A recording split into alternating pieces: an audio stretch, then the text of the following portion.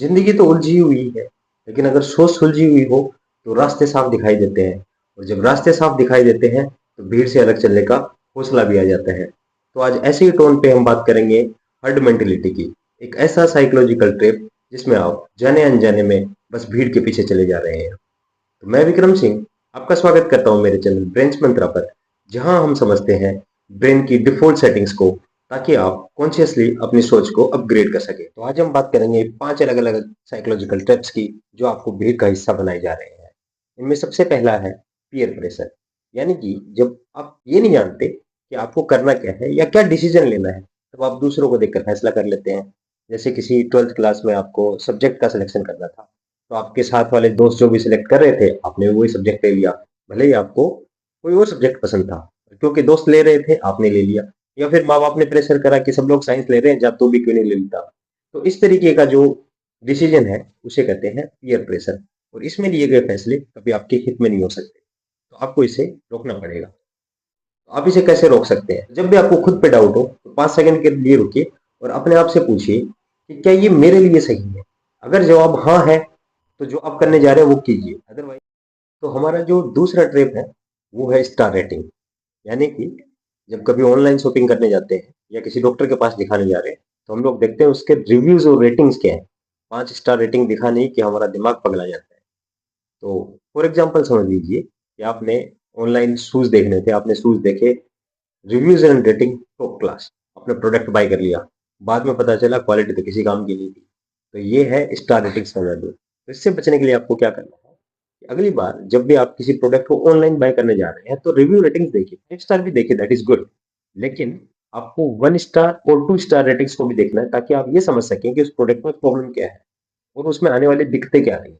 उसके बाद जब आप प्रोडक्ट को बाय करेंगे और उन 1 स्टार और 2 स्टार रेटिंग्स के साथ भी जब आप बाय करेंगे, तो आप एक सही और अच्छा प्रोडक्ट खुद के लिए चूज कर पाएंगे।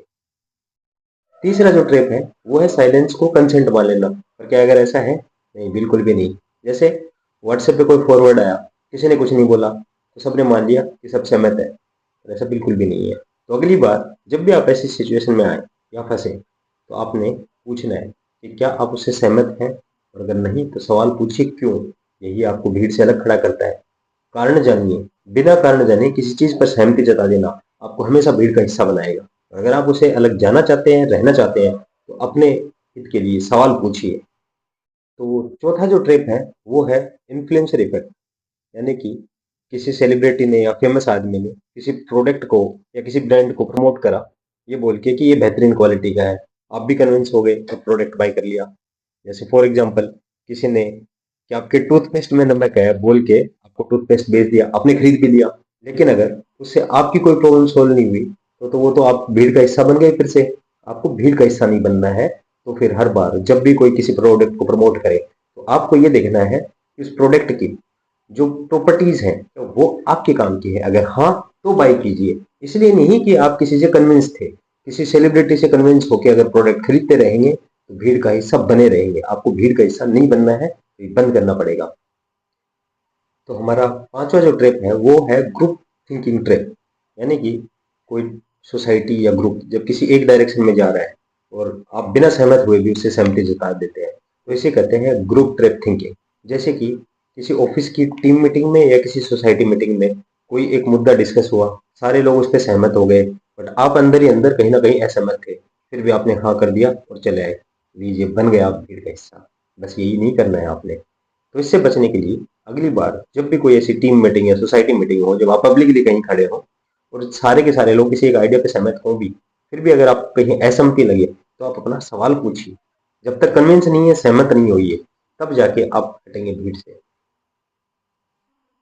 भीड़ लोगों में खड़े रहने का हौसला दे सकती है, सही सोच से नहीं। तो अगली बार जब भी भीड़ में खड़े हो, तो सवाल पूछिए क्यों, और क्या ये मेरे लिए सही है। इस सोच के बिना कभी कोई फैसला मत कीजिए। वीडियो अगर अच्छा लगा तो लाइक कीजिए, शेयर कीजिए और सब्सक्राइब कीजिए। और मुझे कमेंट्स में बताइए कि आप अगली बार वीडियो में किस टॉपिक पे डीप डाइव करना चाहते हैं। मैं लेके आऊंगा आपके लिए ऐसा ही डिटेल्ड वीडियो, ताकि आप अपनी सोच को इम्प्रूव करते रहें। Thank you.